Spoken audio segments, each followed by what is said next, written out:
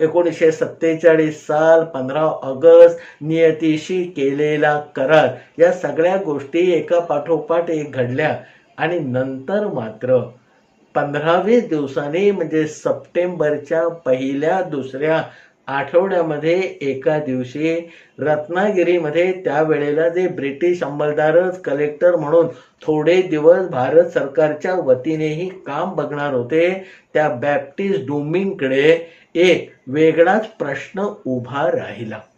आता रत्नागिरी जिल्ह्याचं जे कलेक्टर ऑफिस होतं त्याच्या पुढे एके दिवशी सकाळी म्हणजे मला वाटतं 10-11 सप्टेंबरच्या दिवशी 800-900 लोकांनी अचानक येऊन गराडा घातला. आलेली सगळी माणसं शांतपणे उभी होती. कोणत्याही घोषणा नव्हत्या, झेंडे फडकवणे नव्हतं, चले जाव नव्हतं. पण त्या विस्तीर्ण आवारामध्ये 800-900 लोकांचा जमाव येऊन मात्र उभा राहिलेला होता.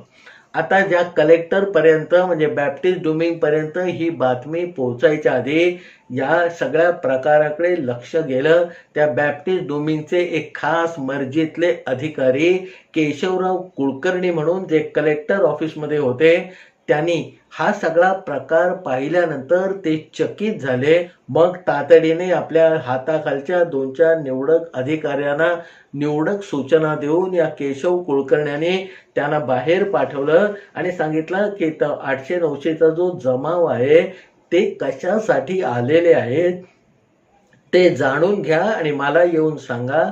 केशव कुलकर्ण्यांनी आज्ञा दिलेले ते 2 निवडक अधिकारी बाहेर आले. त्यांनी तो 800चा जमाव बघितला आणि जरा चाचपणी सुरू केली. तेव्हा मग त्या गर्दीतला एक माणूस स्वतःहून पुढे आला. त्याने या केशवराव कुलकर्ण्यांनी पाठवलेल्या माणसांना नमस्कार केला आणि त्यांना सांगितलं की मी गोपाळराव कोल्हापुरे, आमच्या सगळ्या संस्थानांच्या वतीने मी आज आलेला आहे आणि आम्हाला कलेक्टर साहेबांची भेट हवी आहे. इतकं स्पष्ट बोलणं झाल्यावर मग ही भेट कशासाठी हवी आहे हे त्यांनी विचारलं आणि मग त्या गोपाळरावांनी सांगितलं की असं कारण आहे आणि म्हणून हे सगळे 800 लोक माझ्या नेतृत्वाखाली माझ्या बरोबर आम्ही अगदी खास वरच्या घाट माथ्यापासून पायी 15 दिवसाचा प्रवास करून कलेक्टर साहेबांकडे आलेलो आहोत. मग या 2 अधिकाऱ्यांनी जेव्हा अजून बारकाईने नजर फिरवली तेव्हा लक्षात आलं की ही सगळी माणसं आपापलं चंबू गबाळं म्हणजे छोटेखाने संसार घेऊन उभी आहेत. केशवराव कुलकर्ण्यांनी मग मध्यम मार्ग काढला आणि त्यांना त्याच अधिकाऱ्यांना बाहेर पाठवून सांगितलं की बाबा मोठ्या आदराने सन्मानाने त्या गोपाळरावांना आधी माझ्याकडे घेऊन या, त्यांचं म्हणणं काय आहे ते आपण ऐकून घेऊया आणि मग कलेक्टर साहेबांशी कसं बोलायचं, विषय कसा मांडायचा हे गोपाळरावांना आपण समजावून सांगूया. ते अधिकारी बाहेर आले. पुढच्या 5 मिनिटांमध्ये गोपाळरावांना घेऊन कुलकर्ण्यांच्या समोर जाऊन बसले. कुलकर्ण्यांनी चहा पाणी केलं आणि मग गोपाळरावांनी परत एकदा आपली ओळख करून दिली आणि आपल्याकडे असलेलं एक बाड म्हणजे कागदाचं गुंडाळी किंवा पुडकं या केशवराव कुलकर्ण्यांच्या समोर ठेवलं. केशवराव कुलकर्ण्यांनी ते उलगडून बघितलं आणि त्यांच्या पायाखालची वाळू सरकली. आता हा विषयामध्ये आपण लुडबुड करणं योग्य नाही, कारण हा विषय इतका महत्वाचा आहे की केवळ कलेक्टर साहेबच याला काय तो प्रतिसाद देऊ शकतात. हे लक्षात आल्यावर केशवराव कुलकर्ण्यांनी गोपाळराव समजावून सांगितलं की बाबा कलेक्टर येतील, त्यांच्या पुढे असं जायचं, असं बसायचं, असा नमस्कार करायचा आणि अशा पद्धतीने हा विषय मांडायचा. गोपाळरावांनी सगळं समजावून घेतलं. तसा तो या सगळ्या मुशीमधून गेलेला माणूस असावा असं केशवराव कुलकर्ण्यांचं पहिल्या 2 मिनिटांमध्येच मत झालेलं होतं. यथावकाश 11-11:30 वाजता कलेक्टर साहेब आले. कलेक्टर साहेब आतमध्ये जाऊन स्थिरस्थावर झाल्यानंतर केशवराव कुलकर्ण्यांनी या गोपाळराव कोल्हापुरेबद्दल जाऊन त्यांना सांगितलं आणि त्यावेळेला या बॅप्टिस्ट डुमिंगच्या चेहऱ्यावर जे भाव उमटले त्याच्याबद्दल केशवराव कुलकर्ण्यांना आश्चर्य वाटलं, कारण कोणतीही चिंता तणाव न येता हे अपेक्षितच होतं असं काहीतरी भाव या बॅप्टिस्ट डुमिंग साहेबांच्या चेहऱ्यावरती पटकन उमटलं. आता त्यांची या गोष्टीला मान्यता आहे हे कळल्यावर केशवराव कुलकर्ण्यांनी मग गोपाळराव कोल्हापुरेंना घेऊन परत या कलेक्टर साहेबांच्या पुढे उभे राहिले, ओळख करून दिली. कलेक्टर साहेबांनी ते कागदाचं पुडकं बघितलं आणि झटा आपल्या केशवराव कुलकर्ण्यांना आणि त्यांच्या खालच्या 2 अधिकाऱ्यांना पटापटा आदेश दिले आणि ते पुढच्या कामासाठी मोकळे झाले. कलेक्टर साहेबांनी आपलं हे काम असं उरकून टाकल्यावर गोपाळराव कोल्हापुरे, केशवराव कुलकर्णी बाहेर आले. गोपाळराव परत त्या गर्दीला सामोरे गेले आणि केशव कुलकर्णी कलेक्टर साहेबांनी सांगितलेल्या आदेशांची पुढची अंमलबजावणी करायच्या कार्यक्रमाला लागले. त्याच्यानंतर मग रत्नागिरी जिल्ह्यामध्ये पुढच्या 15 दिवसामध्ये धुमाकूळ नावाची जी काही गोष्ट होती ती घडायला सुरुवात झाली. आता त्यावेळेला रत्नागिरी इलाका म्हणून जो होता त्याचा जो विस्तार होता तो खाली अगदी सावंतवाडीपासून वर माणगाव खेडपर्यंत होता. इथल्या सगळ्या सरकारी अंमलदारांना, ऑफिसरना, शाळांना, PWD खात्याला आणि छोट्या उद्भूत झालेल्या ग्रामपंचायतींना मग कलेक्टर साहेबांकडून किंवा त्यांच्या ऑफिसातून निघालेली एक फरमानं पोचती व्हायला लागली. स्वातंत्र्य मिळाल्यानंतर पहिल्यांदा स्वतंत्र देशाचा कारभार पाहणाऱ्या त्या तिथल्या म्हणजे चिपळुणातल्या, संगमेश्वरातल्या, देवरुखातल्या, माणगावातल्या अधिकाऱ्यांनी ही फरमानं वाचून त्यांचे डोळे पांढरे व्हायची वेळ आली. त्याच्यानंतर 8-10 दिवसामध्ये प्रत्येक शाळेमध्ये, प्रत्येक तहसील ऑफिसमध्ये, प्रत्येक PWDच्या कामामध्ये, प्रत्येक पोलीस स्टेशनमध्ये म्हणजे जवळजवळ झाडून प्रत्येक सरकारी ऑफिसमध्ये कलेक्टर साहेबांकडून 8-8, 10-10 कारकून पाठवण्यात आले आणि प्रत्येक शाळेमध्ये 8-8, 10-10 कारकून आणि 10-10, 20-20 शिक्षक पाठवण्यात आले.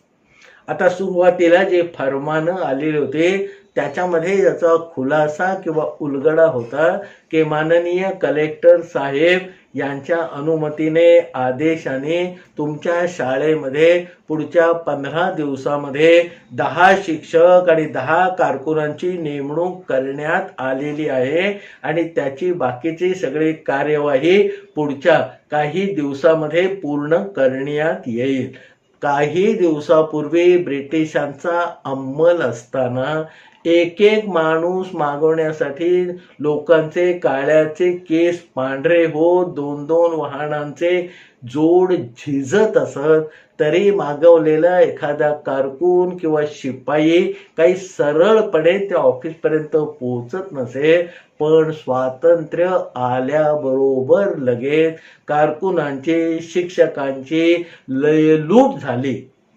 आता जेव्हा संगमेश्वरामध्ये आणि चिपळूणच्या शाळेमध्ये या कारकुनांची आणि शिक्षकांची पहिली फौज जमा झाली त्यावेळेला जिल्हा परिषदेची एकमेव शाळा चिंचनाक्याच्या जवळ चिपळुणामध्ये होती. तिथे गोडसे हेडमास्टर होते. एका भल्या पहाटे म्हणजे 28-30 सप्टेंबरला त्यांच्या शाळेच्या आवारामध्ये 20-25 माणसं येऊन उभी राहिली. जसं पहिल्यांदा केशवराव कुलकर्ण्यांना 800 माणसं बघून झालं होतं तसंच काहीसं या गोडसे मास्तरांना ही 8-10-20 माणसं बघून झालं होतं.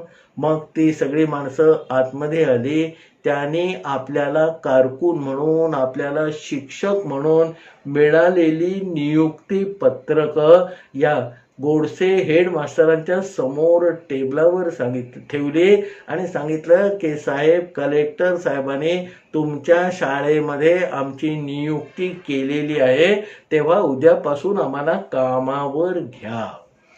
आता कारकून म्हणून जी ही मंडळी पुढे उभी होती, त्यांच्या पाठीवर त्यांचं जे सामान होतं ते सुद्धा विचित्र होतं. कुणाच्या पिशवीमध्ये सुताराचं सामान होतं, कुणाचं गौंड्याचं होतं, कुणाचं लोहाराचं होतं, आणि गेला बाजार एक दोघांकडे तर न्हाव्याचं म्हणजे हजामत करण्याचं सामान सुद्धा होतं. सरकारी आदेश असल्यामुळे आता याला कसं पुरं पडायचं ते सावकाश बघू असा विचार करून गोडसे मास्तरांनी म्हणजे हेड मास्तरांनी या सगळ्यांना आपल्या खाली रुजू करून घेतलं आणि त्यांना सांगितलं की बाबा जसं माझ्याकडे काम येईल तसं मी तुम्हाला देत जाईन, पण आजपासून तुमची कारकून म्हणून नोकरी माझ्या शाळेमध्ये सुरू झाली असं समजा. शिक्षक म्हणून जे लोक आले होते तेही याच पठडीमधले होते. त्यांचं वय सुद्धा अगदी 28-29 पासून 55-56 पर्यंतचे लोक शिक्षक म्हणून रुजू होण्यासाठी चिपळूणातल्या या जिल्हा परिषदेच्या शाळेमध्ये गोडसे मास्तरांच्या समोर उभे होते. त्यांनाही गोडसे मास्तरांनी कलेक्टरचा आदेश म्हणून रुजू करून घेतलं आणि मग ते आपल्या नेहमीच्या शाळेच्या कामकाजाला लागले. हीच परिस्थिती संगमेश्वरामध्ये गोडबोले मास्तरांची होती, माणगावामध्ये घाटे मास्तरांची होती, खेडमध्ये चितळे मास्तरांची होती. तहसीलदाराकडे तर याच्यापेक्षा मोठा गहजब होता. त्यांच्याकडे 20-20 कारकून पाठवून दिलेले होते आणि ते सगळे असत अगदी न्हाव्याचं, सुताराचं, लोहाराचं सगळं सामान घेऊन कारकुनी काम करायला आलेले होते. त्यावेळेला परिस्थिती किंवा एक पठडी अशी होती की सगळ्या सरकारी नोकरांचे पगार कलेक्टर ऑफिसमधल्या ट्रेझरीमधनं निघत असत आणि मग ट्रेझरीमधले कारकून त्यांना जसा वेळ होईल तसा तसा ती पगाराची रक्कम घेऊन एकेका शाळेमध्ये येऊन त्याचं वाटप करत असत. 2-2.5 महिन्यांनी जेव्हा पगाराचा वेगळा माणूस पगार घेऊन आला त्याने बाबा सगळे पैसे एकत्र आणले. तो त्या शाळेमध्ये गेला म्हणजे चिपळूणातल्या गोडसे मास्तरांच्या शाळेमध्ये गेला आणि त्याने सांगितलं की बाबा हा पगार आलेला आहे तो तुम्ही ताब्यात घ्या. आतापर्यंत येणारा पगार असा येत असे की कारकून येत असे, प्रत्येक शिक्षकाला बोलवत असे, त्याच्याकडे असलेल्या एका शीटमध्ये म्हणजे कागदावर त्या शिक्षकाचा तो 14 रुपये 9 पैसे जो काही पगार असेल तो नोंदवलेला असे. तो पगार त्याला देत असे आणि त्याची तो पगार मिळाल्याबद्दल त्या शिक्षकाची सही घेत असे आणि मग ती लंबी चौडी लिस्ट घेऊन परत कलेक्टर ऑफिसमध्ये जात असे. आता पगार घेऊन मी आलोय म्हटल्यावर गोडसे मास्तरांनी सगळ्या शिक्षकांना बोलावलं आणि सांगितलं हा माणूस तुमचा पगार देणार आहे. आता तो माणूस अवाक होऊन यांच्याकडे नुसता बघत राहिला. त्याच्याकडे पैशाची पिशवी होती, एक सरकारी कागद होता, पण येताना त्याने तो काही वाचलेला नव्हता आणि त्यामुळे त्याला असं वाटलं होतं की दोन्ही गोष्टी हेडमास्तरांच्या डोक्यावर मारायच्या आणि आपण परत जायचं. आता पगार प्रत्यक्ष आपण वाटायचा हे कळल्यावर त्याला धरणी कंप होऊन ही जमीन जर आपल्याला पोटात घेईल तर बरं असं वाटायला लागलं. कारण त्याला तशी मोजदाद म्हणतात ते 20-25च्या पुढे आकडे येत नव्हते.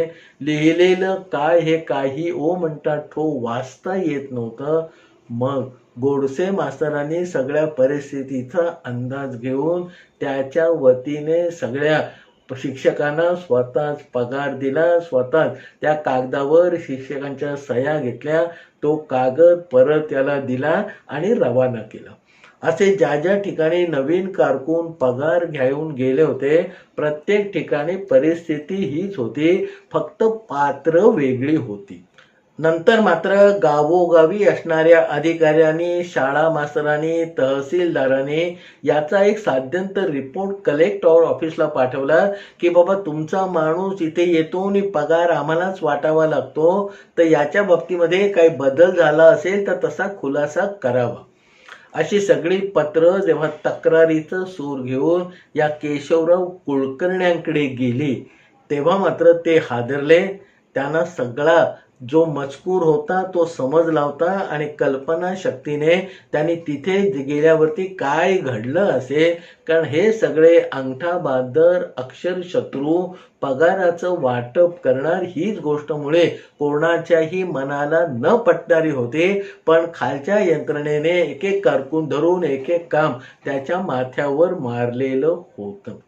मग केशवराव कुलकर्ण्याने पुढचे वेळेला आपले 2-4 कारकून कामाला लावले आणि मग त्यांनी त्या कामामध्ये सुधारणा अशी करून घेतली की ज्या ज्या सरकारी मुलाहिजामाला म्हणजे कर्मचाऱ्याला जेवढा जेवढा पगार द्यायचा असेल तेवढ्या पगाराची पाकिटं बनवली आणि त्या सगळ्या पाकिटाचा गठ्ठा घेऊन पुढच्या वेळेला मग तो कारकून येऊन गोडसे मास्तर, घाटे मास्तर, गोडबोले मास्तरांच्या स्वाधीन करून निघून जायला लागला. आता मगाशी जसं सांगितलं तसं 2-4 सुतार, 2-4 गवंडी शिक्षक म्हणून किंवा कारकून म्हणून गोडसे मास्तरांच्या चिपळुणामध्ये दाखल झाले होते. आता यांना वर्गावर पाठवून काही उपयोग नाही हे गोडसे मास्तरांच्या, गोडबोले मास्तरांच्या ध्यानात आलं आणि मग त्यांनी आपल्या अक्कल हुशारीने जिथे कुठे शाळेची डागडुजी करायची होती, गवंडी काम होतं, सुतार काम होतं, ते या नवीन आलेल्या शिक्षकांकडनं आणि कारकुनांकडनं गोड बोलून करून घ्यायला सुरुवात केली. आता त्याच्यामध्ये सुद्धा दोघांचा फायदाच होता, कारण शिक्षकी काम या लोकांना जमणार नव्हतं आणि उलट एखादं सुतार काम किंवा एखादं गवंडी काम मिळालं तर मग त्यांचे हात मात्र ते काम करायला कधीपासून शिवशिवत होते, असं जणू काही ते होतं. संस्थानिकांच्या पदरी जे लिहू वाचू शकणारे कारकुनी काम करणारे होते त्यांना सगळ्यात पहिल्यांदा या संस्थानिकांनी आपल्याकडे हा माणूस कामावर आहे अशा अर्थाचं एक पत्र दिलं आणि त्या पत्रामध्ये अतिशय त्रोटक मजकूर होता की अमुक अमुक माणूस हुजूर हुकुमान्वये कायम आहे आणि म्हणून तो सरकारी पुढच्या नोकरीसाठी लायक आहे. ती बातमी खाली गेल्यावर मग त्यांचे आचारी, पाणके, दरबारामध्ये काम करणारे हुजरे, नोकर यांनी सुद्धा अशीच पत्र संस्थानिकांकडून घेतली. अशी पत्र देण्यामध्ये संस्थानिकांच्या पदरचं काही जात नव्हतं. मग दरबारातली माणसं संपल्यावर त्या राज्यामध्ये जिथे कुठे सरकारी कामावर कोणी गवंडी, कोणी हमाल, कोणी सुतार असेल ते सुद्धा राजाकडे धावत आले आणि त्यांनी सुद्धा सांगितलं की महाराज आम्ही सुद्धा तुमचे नोकर आहोत. आता महाराजांनी या सगळ्यांच्या तोंडाकडे बघितलं, त्यांची मोजणी केली, नावं विचारली आणि पट्टा त्यांच्या नावाची सुद्धा अशी पत्र बनवून त्यांच्या हातामध्ये सोपवले. हुजूर हुकुमान्वये कायम. हुजूर हुकुमान्वये कायम असा राजा ज्या ज्या व्यक्तीला लिहून देईल त्या त्या व्यक्तीला सरकारी नोकरी मिळेल असं विलिनीकरणाच्या सामीलनाम्यामध्ये ब्रिटिश सरकारकडनं त्यांनी लिहूनच घेतलेलं असल्यामुळे त्यापुढे या सगळ्या पत्र जेव्हा रत्नागिरीच्या बॅप्टिस्ट डुमिंग कलेक्टरांपुढे आली तेव्हा त्यांना या प्रश्नाचा आवाका कळला. पण आपल्या वरिष्ठ अधिकाऱ्यांनी, वल्लभभाई पटेलांनी आणि त्यांच्या खालच्या अधिकाऱ्यांनी हे आश्वासन दिलेलं आहे ते सामीलीनीकरणाच्या कागदपत्रामध्ये नोंदवलं गेलेलं आहे. याची पक्की बातमी किंवा बित्तम बातमी कलेक्टर पदावर असल्यामुळे बॅप्टिस्ट डुमिंग साहेबांना होते आणि म्हणून ते बाळ गोपाळराव कोल्हापुऱ्यांनी त्यांच्या पुढे ठेवल्यानंतर त्यांना आश्चर्याचा धक्का बसला नाही, तर हे अपेक्षितच आहे होतं असा काहीसा भाव त्यांच्या चेहऱ्यावर केशव कुलकर्णी यांना दिसला. आता त्याच्यानंतर स्वतंत्र भारतामध्ये वेगवेगळ्या ठिकाणी ही अलोट अशी आलेली 800-900 माणसं कारकून, शिक्षक या पदावर काम करत होती. जसं जसं त्यांचं वय झालं, 58 पूर्ण झाली, तशी तशी ती रिटायर्ड होत गेली. मग पेन्शन त्यांना लागू झाली.